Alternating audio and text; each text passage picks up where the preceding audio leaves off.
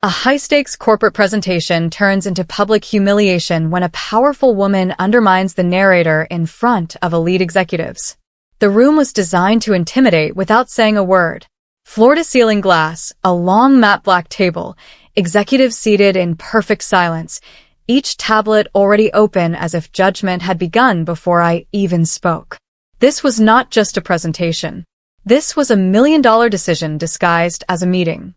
I stood near the screen, remote in hand, steady on the outside, alert on the inside. I had prepared for weeks. Every number had been checked twice.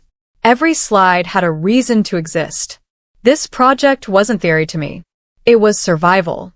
She sat across from me, calm, composed, dressed in authority. Her posture said she belonged there more than anyone else. She wasn't listed as a decision-maker, but everyone watched her reactions. That alone told me what kind of influence she carried. I began. The first few minutes went exactly as planned. Market projections. Strategic positioning. A clear path from problem to solution. Heads nodded. Pens moved. One executive leaned back, arms crossed, listening carefully. The energy was neutral, professional, focused. Then she smiled.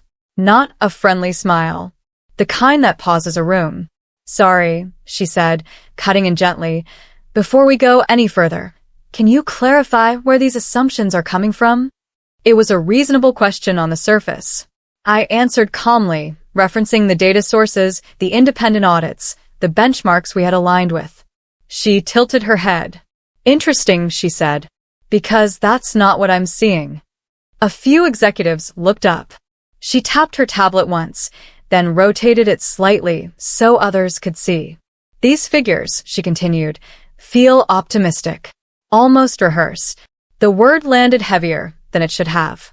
I explained again, slower this time.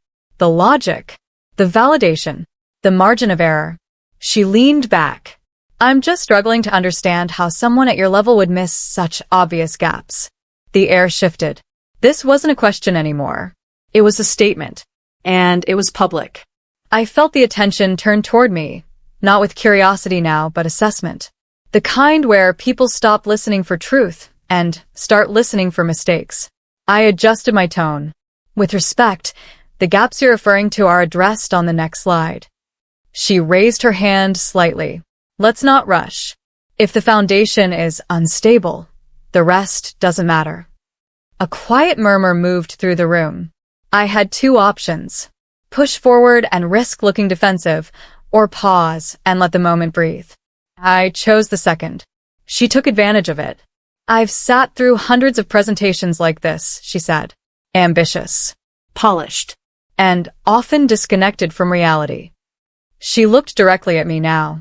"Confidence is impressive. Accuracy is essential." No one interrupted her. No one defended me. I felt heat rise behind my ears, not from embarrassment, but from something sharper. I knew my work. I knew this wasn't careless. But in that moment, knowledge didn't matter. Perception did. I continued anyway. Slide by slide, I walked them through the strategy. I spoke clearly, didn't rush, didn't apologize. Still, every sentence felt like it had to climb uphill. Every number felt heavier than before. She interrupted again. "Can we pause?" she said. "I think it's important to acknowledge what's happening here." The screen froze behind me. She stood up. "This proposal," she said, "is being presented as innovative. But innovation without insight is just decoration." One of the executives cleared his throat, uncomfortable, but didn't stop her. "I don't doubt the effort," she continued. "But effort doesn't justify risk. And this plan carries more risk than you're admitting." She turned slightly toward the table. "If we proceed based on this, we're gambling." The word gamble echoed, even without explanation. I could feel the meeting slipping away. Not because the idea was wrong, but because the narrative had been hijacked. And once that happens, logic struggles to catch up. I tried one last time. "If you allow me to explain the contingency framework." She cut me off again, firmer now. "We don't have time for damage control." Silence followed. The worst kind. The kind where decisions are made, without discussion. I stepped back from the screen. Not in defeat, but because there was nothing left to add without sounding desperate. That's when I noticed him. He had been quiet the entire time. No interruptions. No visible reactions. Just listening. He wasn't dressed like the others. No corporate uniform. No signals of hierarchy. He looked almost detached. As if the room didn't impress him, and he didn't need it to. He folded his hands slowly on the table. "May I ask something?" he said. Every head turned. Even she paused. He looked at her first, then at me, then back at the screen. "You mentioned risk," he said. "Can you clarify which assumption concerns you the most?" She answered immediately. "The adoption curve. It's unrealistic." He nodded once. "And what would you consider realistic?" She gave a range, confident, precise. He smiled faintly. "That's fascinating," he said, "because that range matches the early projections we rejected 3 months ago." The room stilled. He turned to me. "You adjusted beyond that. Why?" I hadn't expected this, but I answered honestly. Because the pilot data contradicted the original assumption. The market behavior shifted. He looked pleased. Not impressed. Pleased. "And the source of that pilot data?" he asked. I named it. He nodded again. "That was our pilot." Now, everyone was listening. He leaned back. "We ran it quietly. No press. No announcements. We wanted to see real behavior, without influence."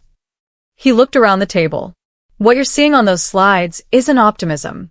It's restraint." She stiffened slightly. He continued, calm and measured. "The projections are conservative compared to what we observed, which is why this proposal caught my attention." He turned to her. "You said innovation without insight is decoration." He paused just long enough. "This," he said, gesturing toward the screen, "is insight without noise." No one spoke. The power in the room didn't shift loudly. It shifted silently, like gravity deciding a new direction. She sat back down, expression controlled, but something had cracked beneath it. He looked at me again. "Continue," he said. And for the first time since I'd entered the room, the weight lifted, not because I was winning but because the truth had finally been allowed to breathe. The presentation resumed. Same slides. Same words. Completely different energy. But I knew something then. This meeting was no longer about approval. It was about exposure. The room didn't explode with reactions. It never does when real power shifts. It goes quiet, calculated, observant. Everyone suddenly starts reevaluating where they stand. I continued the presentation, but now I wasn't fighting for permission to speak. I was being listened to. I moved through the next slide slowly, deliberately. Not because I needed time, but because I could take it. Each point landed cleanly. Each metric had space to breathe. Questions came, but they were no longer sharp. They were curious. She didn't interrupt again. Instead, she watched. Closely. Too closely. When I finished, I lowered the remote and waited. Not for applause. Not for approval. Just for the room to decide what it already knew. The same man spoke first. The elite client. The one who had shifted gravity without raising his voice. "This aligns with our internal direction," he said. "Better than most external proposals we've seen." One executive nodded. Another adjusted his chair. Someone else closed their tablet. She leaned forward then, reclaiming composure like armor. "I'm not questioning alignment," she said smoothly. "I'm questioning leadership. Execution at this scale requires more than insight." It was subtle, strategic, a pivot away from data and toward credibility. The client looked at her. "What concerns you about execution?" She hesitated for half a second too long. "Experience," she said. "High-stakes rollouts fail when led by people who haven't been tested under pressure." The implication hung in the air. Clear. Personal. I didn't respond. The client didn't either. At least not immediately. He stood up slowly, adjusting his jacket, and walked toward the window. The city below looked small from this height. Controlled. Predictable. "When we ran the pilot," he said without turning around, "we intentionally created pressure." He turned back to face the table. Compressed timelines. Conflicting data. Limited resources. He looked at me. You remember. I nodded. Yes. He looked at her. Do you know who led that? She didn't answer. He did, the client said. Alone. The word landed heavier than before. He didn't have authority. He didn't have a safety net. He had responsibility. The executives exchanged glances now. And when it failed in phase 1, the client continued. He didn't hide it. He documented it. Adjusted. And delivered phase 2 ahead of schedule. He paused. That's execution. She smiled politely, but it didn't reach her eyes. Impressive, she said. But internal pilots don't always translate externally. The client nodded. Agreed. He returned to his seat, which is why we brought this into the room, to see how it would be challenged. He looked directly at her, and how the presenter would respond. The silence stretched again. She had challenged it aggressively, Publicly. repeatedly. I had absorbed it, stayed composed, Continued. The client folded his hands. Pressure doesn't always reveal weakness, he said. Sometimes it reveals intent. One of the executives spoke for the first time since the shift. So, what are you suggesting? The client didn't hesitate. That we move forward. Not a suggestion. A decision. With him leading the execution, he added. The room reacted this time. Chairs moved. Breath caught. Calculations began. She turned sharply. That's premature. He met her gaze calmly. No. It's precise. She leaned back, crossing her arms. You're sidelining governance. He smiled faintly. I'm prioritizing outcomes. No one argued after that. The meeting wrapped quickly. Too quickly. People gathered their things with new urgency. Decisions had been made, and no one wanted to be on the wrong side of them. As the room emptied, she approached me. Up close, her confidence was still intact. But it had changed texture. Less dominance. More caution. You handled that well, she said. Most people don't. Thank you, I replied. She studied me. You should know, this isn't over. I nodded. I wouldn't expect it to be. She turned to leave, then paused. Just remember, she said softly, visibility cuts both ways. When she was gone, the client joined me by the table. You didn't defend yourself, he said. Why? Because defending shifts focus, I replied. I wanted the work to speak. He nodded approvingly. That's rare. He extended his hand. We'll be in touch. After he left, I stayed behind for a moment, alone in the room that had nearly buried me an hour earlier. I replayed the meeting in my mind, not with relief, but with clarity. She hadn't misjudged the data. She had misjudged me. And more importantly, she had misjudged the client. Weeks later, the project was announced publicly. Clean. Controlled. No noise. Just results. I was named lead. Her name wasn't mentioned. But that wasn't the end.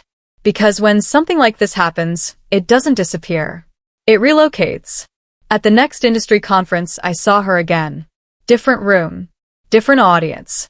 Same composed presence. She was speaking on a panel about leadership under scrutiny. I listened from the back. True leaders, she said, aren't defined by moments of challenge, but by how they control the narrative afterward. I smiled, because I already knew something she didn't. Narratives don't belong to those who speak the loudest. They belong to those whose work survives the room. And the truth? It always finds an elite audience.